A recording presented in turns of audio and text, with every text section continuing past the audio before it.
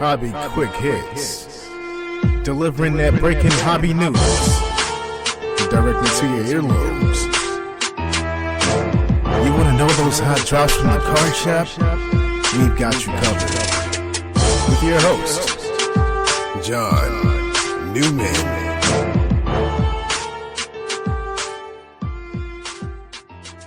Welcome to episode 130 of Hobby Quick Hits, and it's a special edition. As I always say, we don't have a lot of guests on the show, but we had Danny on a couple weeks back, Danny Black, and today we have breakout cards Ryan Nolan. And this guy, you probably already know, maybe you don't, travels almost every weekend to a different show, to a different part of the country. Does great content coverage of those shows, and so just hits a bunch of shows during the year on the weekends. So who better than him to say what, in his mind, are the top 5 shows that we have here in the United States. This request for the show actually came from David Moody, the largest Topps original art owner, who was on recently on Sports Card Nation. He messaged me and said, you know, you and Ryan ought to do a show like this, and reached out to Ryan, who I know, and he said, hey, let's do it. And so here's that show. I feel like a DJ by request from Mr. David Moody, but I got a feeling more than David are going to enjoy this show as Ryan tells you what his top shows are. There's going to be honorable mentions, so we're going to be talking about more than 5 shows. He's going to tell you about the show, why he ranked it there, even a little food stuff and stuff outside the show that's a factor too, and how his list came out. So we're going to hear from our great sponsor, Mojo Break, do the release schedule, hobby news, and then we'll get to Ryan Nolan's top 5 show countdown. MojoBreakShop.com is the best place to get your sealed wax products and breaks. They not only have the best selection, but the best prices. Whether it's a box or a whole case, they are your guys. They ship worldwide to your doorstep. Their reputation as one of the most trusted in the hobby goes unmatched. They are the 2021 Topps Rip Party Champion Breakers. From sports card to Pokemon cards, their selection can't be beat. They offer daily deals and pre-orders. Hey guys, John Newman here. Mojo's prices are already great, but to save an additional 10% off anything in their store, use the code QUICKHITS. That's QUICKHITS. Check out the full service store that's open 7 days a week in Santa Clara, California, or the website at mojobreak.com. Let's check out this week's hobby wax releases. Take it away, Owen. Hey guys, it's Owen from the Sports Card Shop. Let's go over the weekly releases. On the 21st, we have 2021-22 Panini Chronicles Basketball Hobby, 2021-22 Panini Donruss Optic Base Basketball H2, and 2022 Panini Gold Standard Football. That's it. Let's go round the hobbyverse and catch up on this week's hobby news. All right, this week's news. Let's start with an upcoming golden auction. Got a couple items that if anyone wants to purchase for me, I would greatly appreciate. Not one of those would be probably the headliner, though. A 1.5 T206 PSA 1.5 T206 Honus Wagner will open with a $1 million bid. The same card in May of last year sold for $2.28 million via Heritage. So it'll be interesting to see, a year and a half later, where the market's at with that card. A year and a half ago, $2.28 million. So we'll see what this one brings. 2 items also in that same auction. These I would love to own. Someone wants to buy them for me. 1938 Brooklyn Dodgers uniform used by Coach Babe Ruth. That's right, Babe Ruth, for those that don't know, was a coach with the Brooklyn Dodgers. Very briefly, this is the first time any Brooklyn Dodgers Babe Ruth memorabilia has come to auction. So anyone wants to buy me the Brooklyn Dodger Babe Ruth uniform, I'd appreciate it. Another item in the same auction I'd love to own is a 1955/56 game used glove used by, yep, you guessed it, Jackie Robinson. So a Jackie Robinson game used glove also in that auction. All right, PSA continues their expansion. They're adding on to their Santa Ana, California location. 100,000 more square feet will be accessible to them when complete. Beckett has purchased Knox, Noxx, and their CEO, Scott Roskind, will become Beckett's CVO, Chief Visionary Officer. What is this all about? Well, they want to, Beckett wants to get into the, instant pricing and selling platform. So the long-range goal or the short-range goal is to have a platform with real-time pricing and transacting. So they're trying to keep up with the Joneses, as we like to say. Staying in the mergers and acquisitions or partnerships category, TCDB, also known as Trading Card Database, and Sports Lots have agreed on a strategic partnership. What's it mean? Well, it means Trading Card Database will get price history from Sports Lots, and Sports Lots will have access to Trading Card Database's non-sports checklist. And as Sports Lots will be expanding their selling platform to include non-sports cards. So this partnership will help both parties. It's a strategic partnership. They're going to be separate companies. They're just going to be information sharing. You may have heard about the demise of Josh Luber with Fanatics. Fanatics has weighed in on that. They have stated that he remains a strategic advisor to the company, but, and here comes the but he is not involved in the day-to-day operations, and he is no longer involved with Zero Cool. He's sort of the face of that franchise initially, but he's no longer involved with Zero Cool. So let me give you in layman terms what that corporate speak means. That means he's under contract. They have to pay him for the lifetime of the contract, however long it is. And so once that contract is up and has been completed and expires, so will Josh Luber's role with the brand. And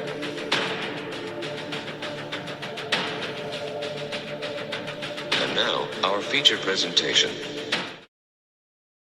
All right, happy to have Ryan Nolan on this episode of Hobby Quick Hits. We don't always have guests on this show, but like I said in the intro, David Moody, the largest, who owns the largest collection of original Topps art, who was on Sports Card Nation, messaged me and said, "Hey man, I'd love to see you and Ryan do a Hobby Quick Hits where Ryan gives his top five shows list according to him." And I told David, "Hey, all I can do is ask Ryan. This young man is very busy and probably tired somewhere in there too.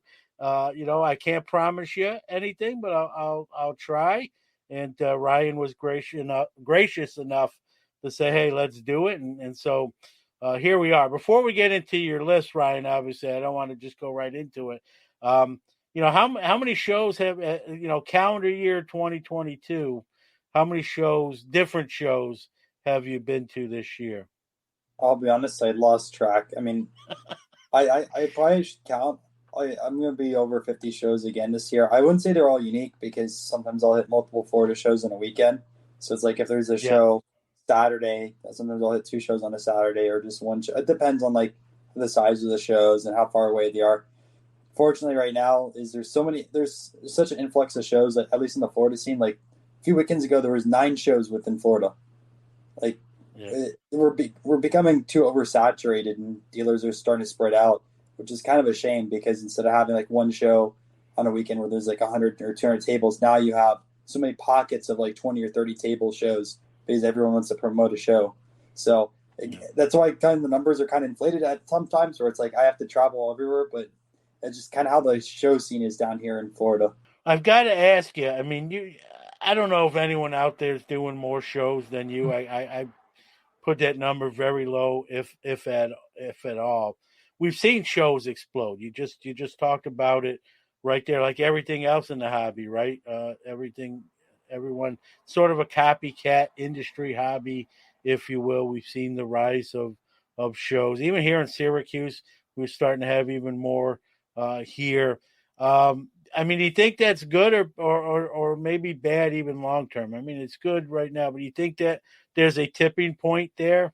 So I think there is in some sort. Like if you have too many smaller shows, you're taking the crowd of people and you're spreading it too thin, and then it makes it look like the show's dead and dealers have a bad time at the show. So like in communities, I think it's better off to have like one larger show a month or two larger shows a month and communicate with people, like have multiple promoters work together in some sort. I know this is like a fantasy land because everyone wants to have their own show to make money and everything like that. But like realistically, having a large show every 2 weeks or one large show every single weekend is better than having so many scattered out shows because number one, now everyone's going to go to all the shows. Like it's ridiculous to think that someone's going to go to 2 or 3 shows on a weekend.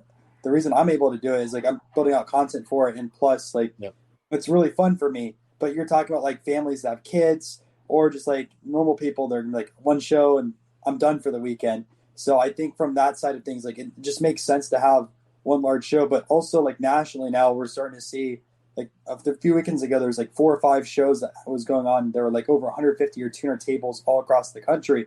But from what I've heard is they were decent. Now I went to a show in Colorado. It was originally supposed to be like 400 tables, but it got cut back down to 200. But I think some of those dealers ended up going to Burbank or went to some of those other shows that were like in Chicago, or there was also like the New York East Coast National going on. There's a few like other shows going across the country. So I definitely saw the impact on it because there was like space between the rows. And not to say the show is bad, I still did extremely well there, and it was a fun show to go to. But I feel like right now everyone's throwing shows together, and we're really like spreading thin because the hobby's not to that size yet. Where I think like Fanatics is taking over, and if they use their marketing capabilities and have all their CRMs where they have all the information on people and they're able to expand the hobby, I think the hobby could sustain it. But we're going to go through a period where some shows are going to fold, like especially some of the smaller local shows where some of the dealers aren't going to show up, or they just don't get the foot traffic and dealers complain about it.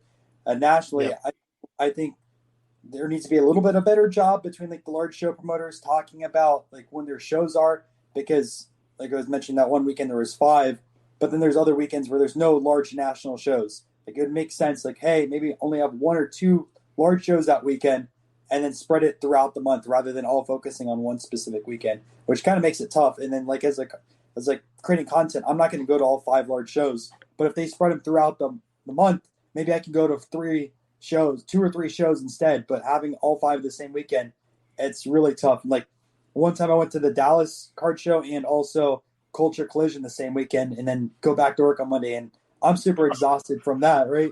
So like it's just not from expectation side things, like especially larger dealers. There's no way you can go to multiple shows on that same exact weekend unless like everything lines up perfectly. Plus, like with flight delays and travel time, it's so tough. Yeah, I was going to mention that. Your flight's got to be on point, or you could be throw your whole schedule out of whack. So we're gonna talk about your favorites, your top 5, if you will. A couple may be obvious, but that's this is your list. I don't know any of these till you say them. I got to ask you before we get to that list too. You don't have to mention the show by city or name if you don't want to. Have you ever? Obviously, you go to a lot of shows. It's your first time ever there. Some shows you've been there before and you're returning. Have you ever walked into a show and just been sort of shocked at either how small or how quiet it is, like almost disappointed? Have you ever been we're going to talk about the ones you love. Have you ever been really disappointed? Yeah, I mean, I wasn't disappointed with the outcome of the show, but there was a show that's promoted in Florida that's supposed to be like 20 or 30 tables at a mall. I go there. There was 3 dealers there. And you know what the best part is? The show promoter still was asking me for his $2 for an entry fee. And there's only 3 tables there. So this guy literally stands over my shoulder. And I'm like, why is this guy standing over my shoulder? He's like, I need my $2 now. You went to my card show. I want my $2. I'm looking around and I'm like, this is a card show? There's literally 3 dealers here. And like I'm like, seriously, you're gonna charge me $2 and no one showed up to your show? Like there's maybe like 2 people in the room. I was me and my friend Steven who helps run Breakout, and then there's like another person in the room doing another bargain bin.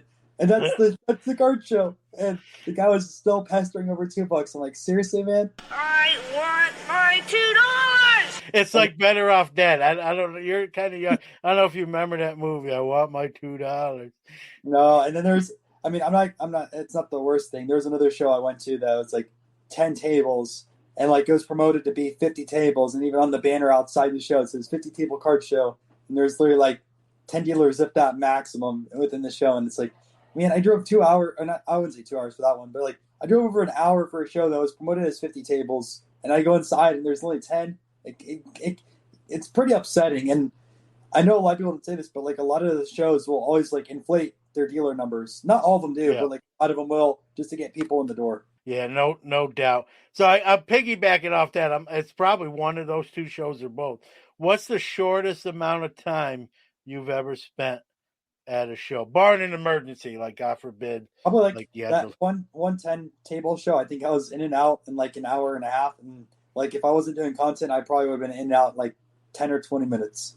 But I was like, what about the 3 table guy? And so one of the dealers brought out brand new bargain bins, and I spent hours going through it. Like it was $5 cards, but I was finding like $40, $50 cards in there. And I was like, all right, I'm gonna just keep adding those to my stack. I ended up spending like $1,500 at that show or something like that on the bargain. So it was all worth it.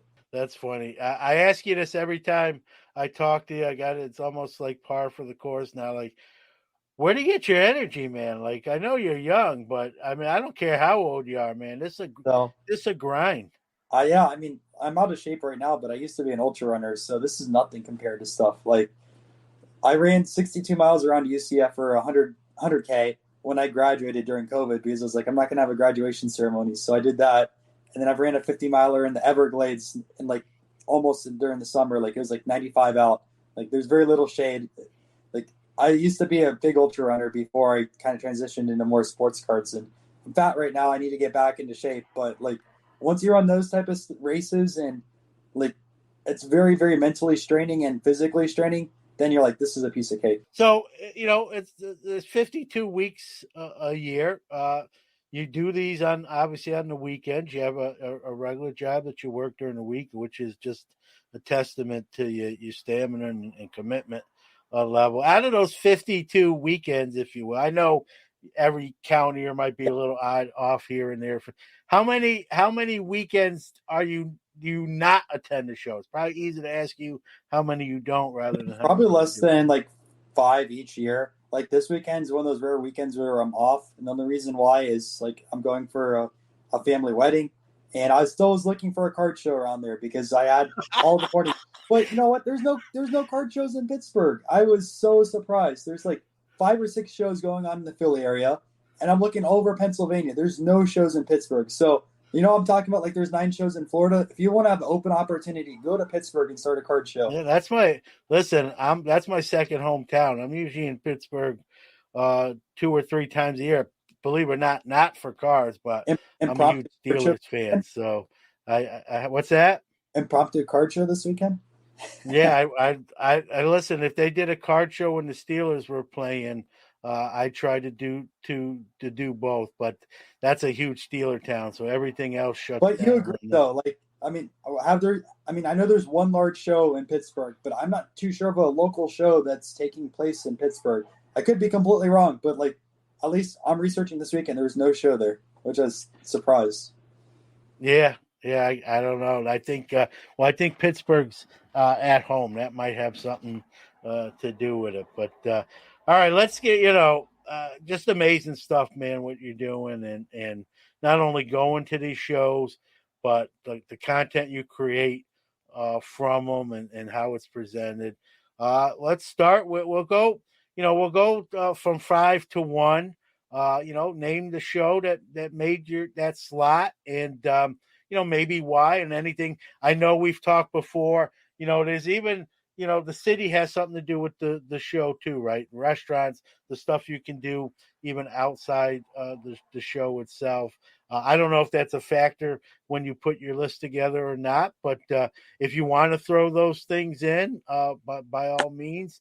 And then when we get to one, I'll ask you, some shows that were kind of close or in consideration. We'll do some honorable mentions. So we're going to start with number 5. This is going to be kind of like an oddball show that most people don't know about, and I felt like I had to mention one kind of unique show, and this is the Philly Non-Sports Show. I believe it's been going on for a few different decades, and what's really cool about it is every single table that you go to is going to be completely different. So even any show that you go to, there's going to be a substantial amount of vintage collectors, modern collectors, and a lot of their showcases are going to be the same. But when you go to the Philly Non-Sports Show, every dealer showcase, presentation style, it is completely different. It's a smaller show, don't get me wrong. It's maybe 50 to 75 tables, but you could spend days there going through all the different stuff that they have, whether it's modern non-sports or vintage non-sports, all the way back to the 1800s. I had a really fun time there. It takes place literally at the same location of the new Philly card show. The Philly card show moved from the casino over to the fairgrounds, and that's where the non-sports card show is as well. Kind of a hike from the airport, which sucks. It's like an hour away, so it is an expensive Uber unless you can rent out a car. But it's fun, and I had to throw something on here that people probably didn't know. There you go. How often is that?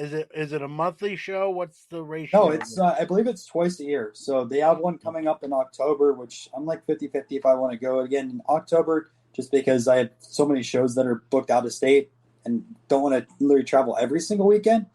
But they have that then, and then I think it's in spring or summer. I can't remember for sure, but it's 2 times a year, to my knowledge.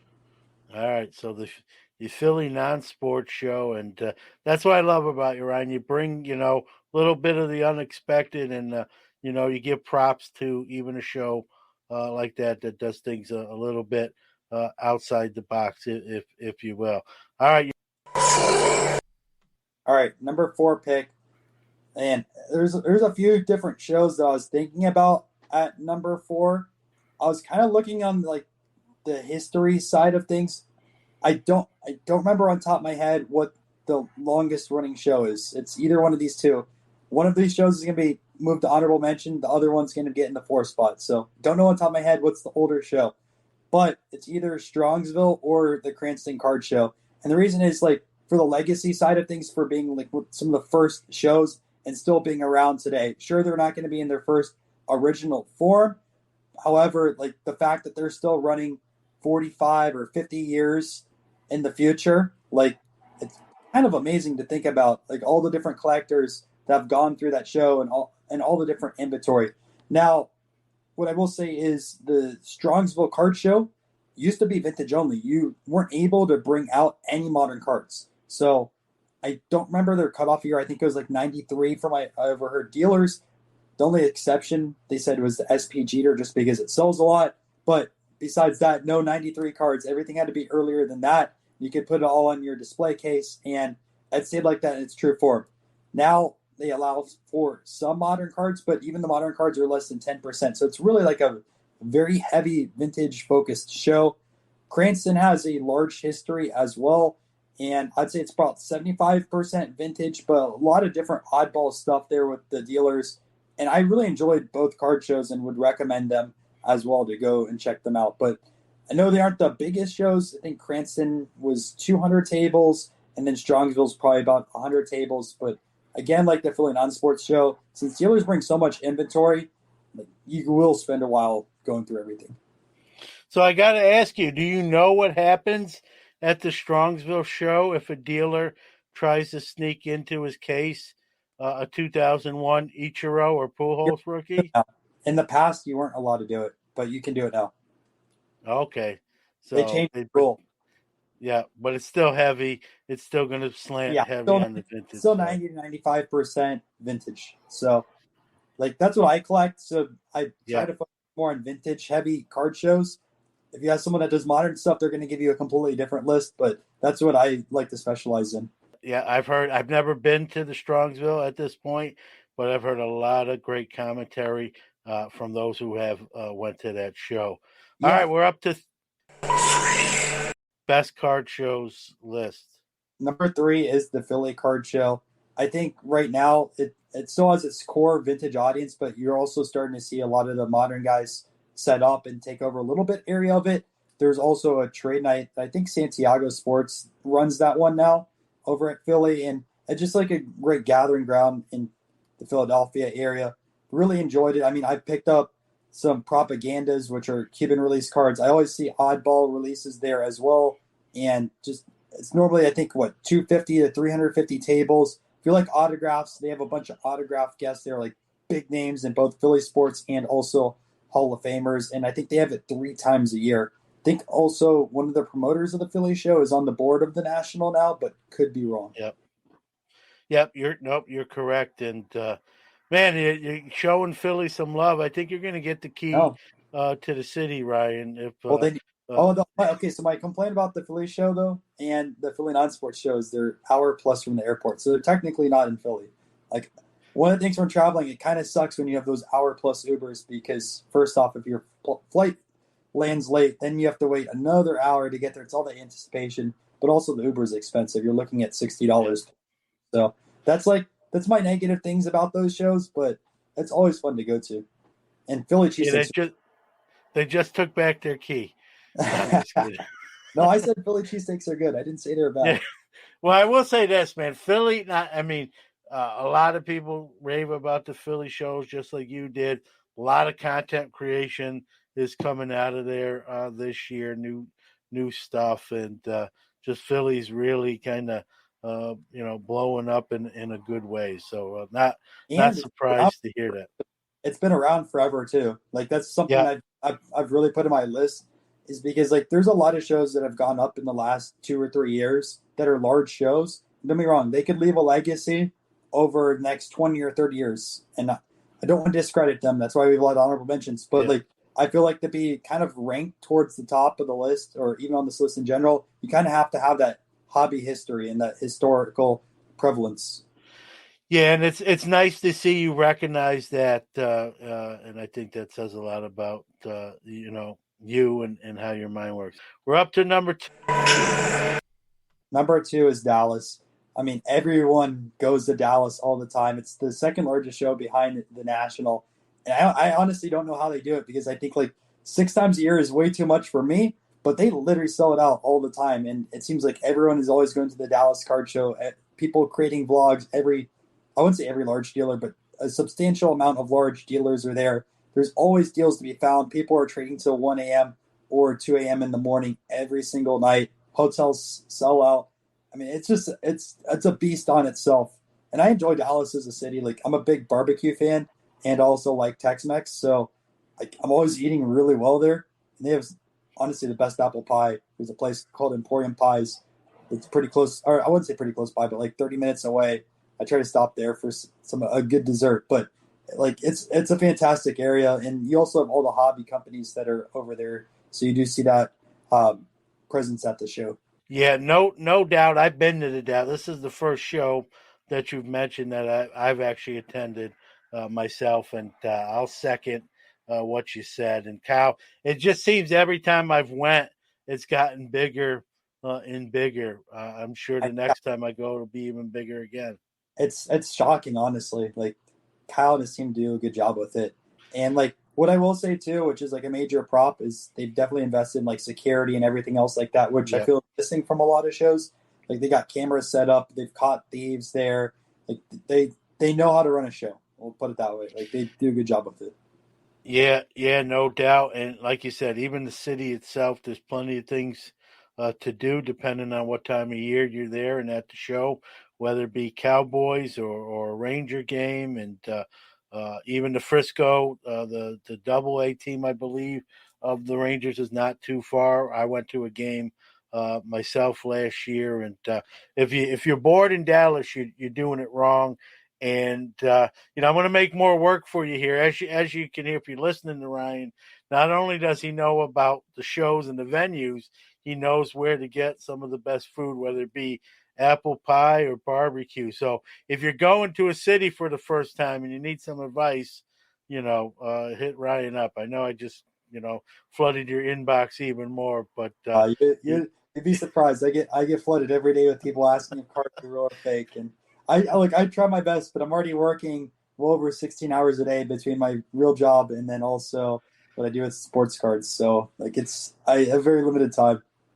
yeah, that's crazy, man. God bless you. All right, number one. I think it's obvious. I think it would Yeah. be most people's number one. It's sort of like, Alabama in the college football rankings, right? We sort of know who it is. It's the national. But let's talk about it. What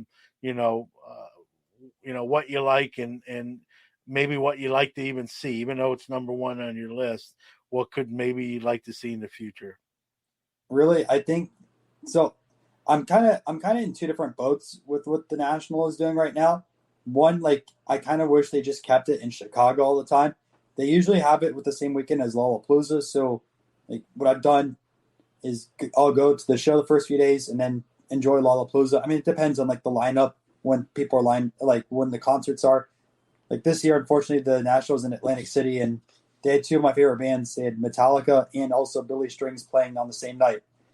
Man, I could have gone and seen two of my favorite artists and seen the National at the same time if it was in Philly. And like my first time I went to the National, it lined up as well, where I was able to see a few different concerts and be able to go to the National. And last time I was in Chicago, or last year I should say, before New Jersey, I was able to go to one of the post shows that I thought it was Jimmy Eat World that I saw, and then was able to go to the National. I think it was like 2 or 3 days, but I kind of wish that they just keep it the same weekend as Lollapalooza, selfish reasons, so then I can go to the card show and then go see concerts because I really enjoy music and do that. But also, like, I see the point of them moving the National location to location, and I'm like, man, it'd be kind of cool to have a National in the backyard in Orlando, or National go to other larger cities that they haven't been to, maybe like a Salt Lake City where they have a small show but like nothing super large. Or I mean, there's so many different cities out there that they could put it in. They could put it in St. Louis. They could also put it back in Texas where they haven't been in forever. They already have the Dallas Card Show there, but like imagine if they put the National there and partner with the Dallas Card Show. I don't know, like I kind of see both viewpoints of it, whether just being fixated in Chicago or moving it around. But either way, that's the only show that everyone will go to in a specific weekend. Like even if like a large show like Dallas, but maybe like 50 or 60% of like content creators go there, a lot of large dealers. But like the National, everyone drops what they're doing and goes to that show. So it kind of brings everyone there. You do find some unique inventory, but like from a buyer's perspective, the National is not really the best show because people put into the premium of all the travel costs, the table costs into those prices. And if you're looking for bargains or deals, that isn't the show for you. But it's always a really fun thing to see. And if you're into corporate booths, like they have a huge section of it. For me, like it's whatever. Like I'd rather just have more dealers there. But some people really want to see all the different events that the corporations have and talk to different reps. So if you want to see everyone, like that's the spot. Yeah, no, all great points, Ryan. And you know me, like you, I love my rock concerts, and I don't know. I think you got me beat in shows. I might have you this year. I don't know. This probably won't happen every year. I think this year I might have you beat in rock concerts. It's just been a crazy year for me getting tickets and going. And to think, like I know you love your music. To think what you do just on the card show side of thing and attend some of the even more time that you put into like where you're not getting rest or sleeping. Just again, I don't know what you're eating or drinking, but just crazy stuff. I know I got to do better on time management side of things, and there's a lot I'm learning still, like trying to alleviate some tasks that I feel redundant or that I could give to other people. But it's like, man, there's always so much work to do between everything People don't realize like how much time it takes to edit videos, upload it, figure out like what you're going to title the videos. Then that's only one site. Then you still have Twitter, you still have Instagram, you still have Facebook, you still have Discord. Like there's so much out there to do every single day. Plus like website work, and then responding to emails, responding to DMs, like responding to comments on videos. It's never ending. And then between the selling side of things, like selling cards, and then so I have my friend Steven that helps out, like shipping out stuff and a few other things behind the scenes. But it's like it's never ending. So like it's definitely a second job in a sense where it's like you have to be very structured, figure out what you're doing every single day, or else you could really be lost. Yep. Well, kudos to you, man. All right. We talked about, some didn't make the top 5, but we're close. Mention, whatever order you want to talk about them in, some of those honorable mentions, and maybe, why they were close, but no cigar, why they didn't crack. Yeah. I'll just go through the list. I think most of these shows have like good potential long term to be top 5 or top 10. I mean, again, I'm very looking at like the historical side of things. All the shows that I listed were well over 30. I mean, besides Dallas, I don't know the full history of the Dallas Card Show and how when Kyle founded it. But besides that one, all these shows have been around 30 plus years. So like making it on, I don't know, maybe it's an elitist view, but like I really heavily favored shows that were on well. But the first honorable mention show was one of the first out-of-state shows that I went to. I believe as at the time, right now, that is a dissolved show that they're not doing it for a while. But I still had a really good time at the show. I thought the venue was fantastic. They literally had it in a water park, like at a resort in Wisconsin. It was the Wisconsin Dells Card Show. Great mixture of both vintage and modern. Dealers were more than fair there. The show had carpeting. Like it was like well over 400 tables. Presentation-wise, looked great. You had a water park built in there. There was a trade night at the water, or not at the water park, but like at another like resort type area, and just a fantastic area in general. Best macaroni I've ever had was next to the venue as well, which locals were saying, oh, that's okay at best. And I'm like, that's okay at best? That's the best I've ever had. Right? So like, I mean, it makes me sad that show doesn't exist anymore. But, I mean, maybe someone will bring it back in the future. Maybe the group will put it back together. But Wisconsin Dells, because they're not around anymore, has to, no matter what, go in the honorable mentions. But had a great time there. And, it was one of the first shows out of state. So that kind of was one of the sparks of... Sentimental. A little sentimental. Yeah. So another show, let me just scratch off things on the list over here. Another show that I got to show some love to is the New England Card Show. And the reason is because Trade Night's one of the coolest venues ever. It's at the Basketball Hall of Fame. Yeah. Like that, like from the perspective, like I imagine a trade night at Cooperstown for baseball collectors. Like that's so freaking cool. They have a court in the middle of the Basketball Hall of Fame, and people set up over there. And then the card show itself is like 300 plus tables as well. Flights over there, I think I flew in for, it's like 20 or 30 minutes away, so it's pretty close to the airport. Super easy to get in and out. Food was okay in the area. It wasn't the best, but like I think they're doing 2 large shows a year and 2 smaller shows. So they're trying to at least do a quarterly type show up there. But just alone because of the trade night venue, had to throw it in there. There you go. Another show, then this honestly would have made my top 5, but I wanted to throw in the Philly non-sports card show just to kind of show some diversity on that side of things. But that is the Chantilly card show. They have a really good legacy. Like autograph guests are great. And there was honestly a great mixture of dealers there that sold different types of cards. There's non-sports there. There's some people selling tickets, vintage and modern. So like it had everything that other shows had on the list. I just decided to throw non-sports in there instead of that show because I know so many people know about the Chantilly show. And again, their promoter, I believe, is on the national board, so they know what they're doing. Yeah. Yeah, this show I've never been to. I've heard a lot of good things about it, Ryan. So it's sort of on my radar to get to one of these years. So definitely, I hear you there. Yeah. So I want to bring up another Ohio show. So first off, like Ohio shows are always fantastic for vintage collectors. If you're a vintage collector and you want to fly to like a destination just to buy vintage cards, Ohio dealers will work with you. You're going to find some unique items there, and like it's always a good experience at those shows. Those guys aren't out to screw you on prices. But another one is the Mueller Show in Cincinnati. There's some unique food options nearby, but it's kind of a historical one. I think someone was telling me that Ken Griffey Jr. and Barry Larkin also played at the high school over there where the show is located at, which is pretty cool. Table-wise, I think it's like 200 or so, and it's a very vintage-heavy card show. There's that one.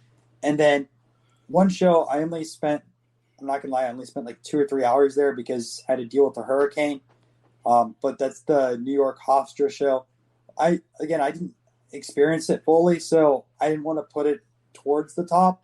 Heard great things about it. When I was there personally, like sometimes I have trouble at like some of the like northeastern shows or like New York shows because a lot of the sticker shock on like mantle cards or some of the vintage, a lot of dealers don't want to get rid of that stuff. I don't blame them, but like there's some crazy prices sometimes. But the New York Hofstra show had really, really good inventory on there. And again, I only had 2 hours there.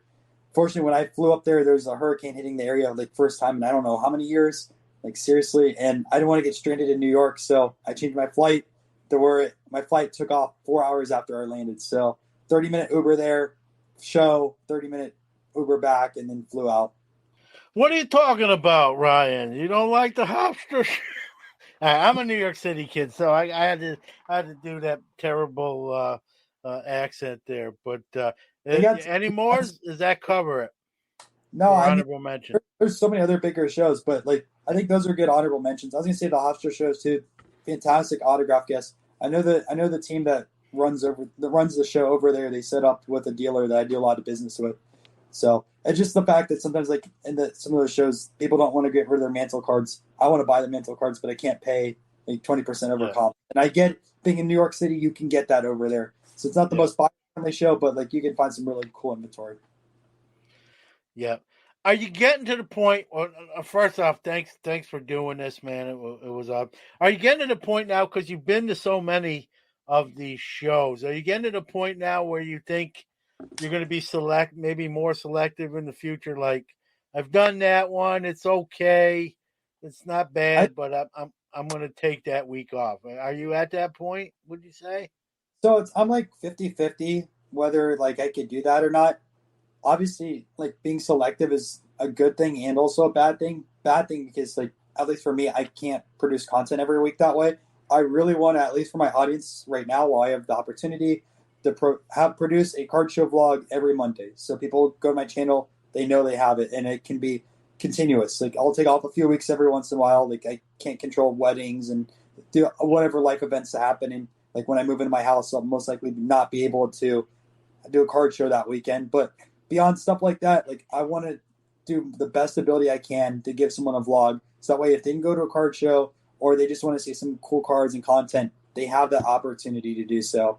So there's that side of it, but there's also like the selectiveness side of things is like there's certain shows which I know I'll go to, and like from the buying perspective, you're always going to come out ahead. Like I can't think of one Dallas card show that I did bad at. Like every time I've gone to Dallas, like whatever I take, like add another like 30 or 40% over it at the minimum. Yeah. Because there's just so many deals there between that and then trade night where you can sell inventory and like trade into other stuff.